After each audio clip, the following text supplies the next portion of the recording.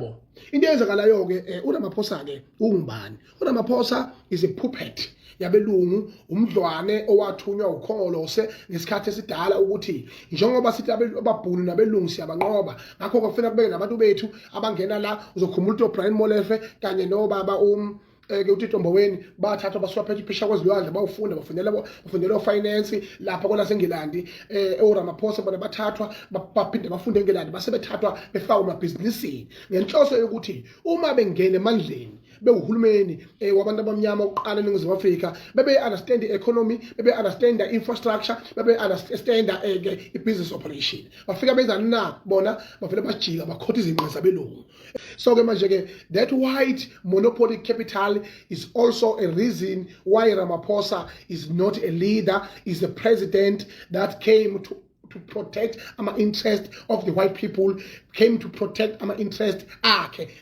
Business. He was never a leader, even from this day one. He was never a leader. He's the worst president we ever have in this country. He's the worst person who don't think about the black skin, who only think about himself. That's why we are in this shit about economy, about ESCOM, about politics, political instability. Because we have a president who over-consult, who's always consulting, who don't have balls, abamabasende umfana minqe iminqe basithatha isinqumo ngasingayo noma ngabe isinqumo leso sinjani kodwa sithathwe uyena lo president oconsultayo and is a white puppet is an academical president. We don't need such things. We need people who knows us as black people. We need a person who knows us, who we are as an African people, who don't own any economical structure. We don't own nothing in this country.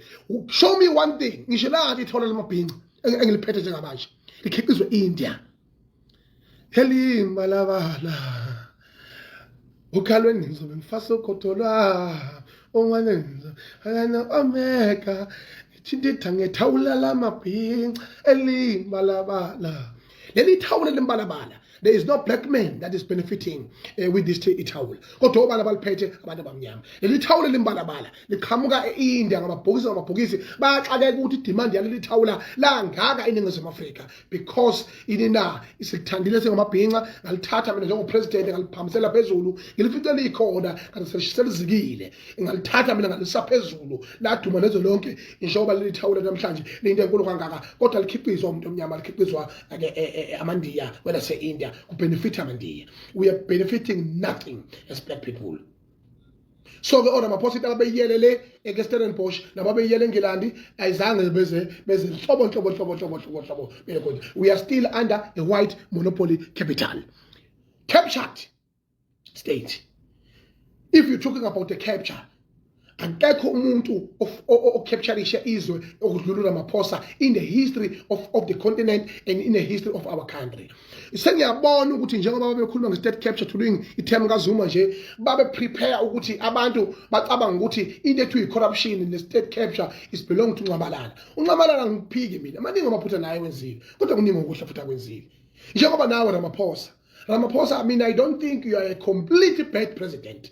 Although inkinga yakho nesicwaqwa okwesibili you are unfortunate okwesithathu you are a puppet of the white people yabona if you were an absolute leader maybe somehow ukhona la bongasbenefitisa khona njengabantu abamnyama kodwa lebhadi ngisho icorona ifike ngawe saba neshwa kwafika icorona ngawe usho ukuthini leyo umsamo wakho uyabheda Ramaphosa umsamo wakho uyabheda futhi ukwazi lokho inkinga ukubheda komsamo kumuntu oyikhanda na kanjani ukubheda zonke into zethu ngisho kuthiwa sinemsamo ekhanya kangakanani okwesibili kwazoba nani na kwazoboshwa umongameli kwezwe for the first time in the history of this country ezandleni zakho okwesithathu kwaba ne-unrest in this country into engakaze sicabanga ukuthi yokibe khona futhi singaze shigama lawo sayiqala ukuzwa ngalelo langa ukuthi khona ethiwa i-unrest la kutholakala khona abantu beyitapela amasela akwazi ukwenza ama-interviews live ku television. It's something we never ever thought ukuthi we will ever see in this country with our own naked eyes. Never.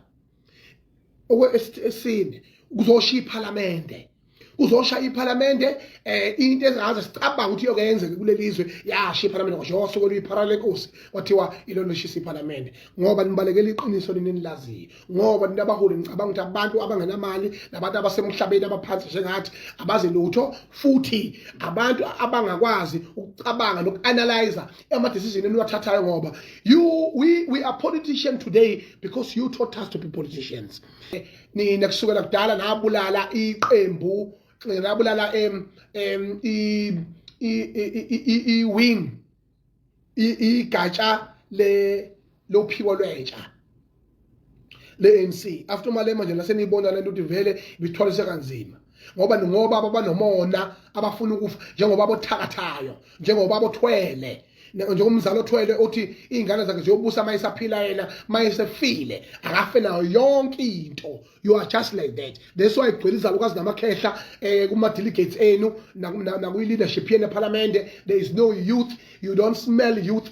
Kunuka nje ushiboshi kunuka nje isimuncwane seyisini egcwele iParliament laphana ogodemantashe leziyehona lapha eParliament which are busy planning the future that they are not going to be part of.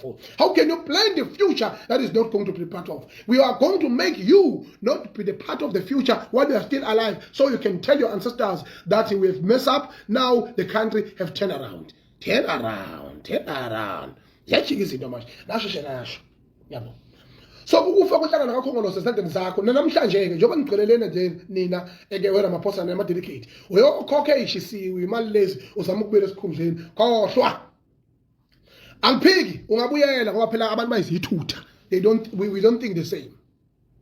We don't think the same. But if you look at a structure, entirely structure sikakhongolose yonke lento ikhombisa ngokusobala ukuthi you don't have a vision. You are focusing more on your political crisis rather than ama crisis ekhanda. Lenkinga ka Eskom njengaka ehle ezandleni zakho Ramaphosa, are you proud ngayo? We address nini? You don't know. And futhi kwesibili mawuku address uyanambitha nje yabo. Ukhuluma into engaqondakala. So that is bullshit. That is rubbish. Yabo. So into ebalekile manje, we need a leader that will take this country into confidence and give it a direction. Wena futhi abo boshona indaba ephalaphala. Wena futhi abo ama-Hawks athula thethu. Ilo uJudge Zondo eSupreme Court uthula uthethu.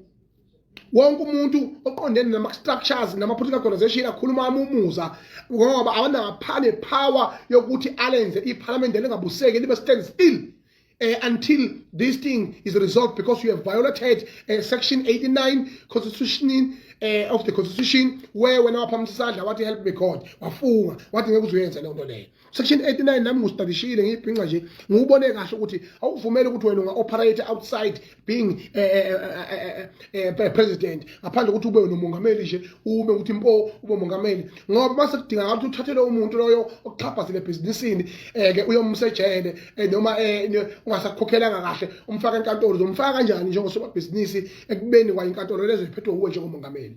Because that is called a conflict of interest. Ngiyabona uhlambile, ngiyabona ukuthi siyazi wehe eziyiphatha lezi ezikhuluma ifunda phansi. Ngithi ke mina into eyenzakalayo ukuthi ke zonke lezo zinto lezo fanele usejele. You are the biggest state capture of all times. So ke now we don't need you in this conference ukuthi uyiwine. Ngikufisela ibhadi, ngikufisela isigcwagcwa, ngikufisela all the bad luck nawo ama ancestors ethu noNkulunkulu walelizwe namathonga aseAfrika nabaholi baseAfrika nabantu abasonga inhlangano kaKhongolose, ngoba ama delegate njengoba nilapho nje kuKhongolose nimele inhlangano enkulu kakhulu emele iAfrika yonkana. Kubaluleke ngendlela eyisimangaliso ukuthi ama decisions onathathayo lapho niwathathe based on the interest of the organization. Yabona. Yes, siyazi ukuthola baba ukuthi uMzweli Mkhize is contesting. Yes. Uzweli Mkhize nawe uyayibhedela ngasingayo nje. Kodwa is a better devil. Uzweli Mkhize is a better devil that can give the direction of this country, and okwesibili futhi kwaZulu Natal we have seen izinto zakhe ezinhle azenzile. Yabona. Siyibonile izinto ezinhle zakhe ezenzile. He's a very noble leader. Yabona. Nawe namaphutha akhe yingakho ngithi mina he is the better devil to take on the spear and lead us. Yabona. Either as the president or as a deputy president. kodwa wena Ramaphosa ngufesela yishwa lonke noma ngabe kuthiwa sithatha imfene ibekwe lapho kuthiwa naso sothi bayedenjeni sothi bayedenjeni ulungile ukuthi siqhubeke nalokho kunoma singaqhubeka nawe Ramaphosa ngeke hlobo wonke ke ama delegate ekakhongolose siyacela zimisele ngawo yonke indlela yokuthi amkhipha uRamaphosa angalenzi lelo phutha maye ngamkhiphanga vele thina somkhipha ngeke ushawo April ekhona ayikhipha inkunzi esibayinisayo aphama ngami yimi umalume wenu kade ngasho izinto engishoyo mina ngisho zenzeke Ramaphosa nesicwacwa unesidina uRamaphosa unebhadi so we don't need a leader, we don't need a father onamashwa mangabe lizingane zelwe ungcono ngihambe niye ekhaya emakhaya wonyoko manje ke thina sizwe sekusema Afrika sinamakhawo mama bethu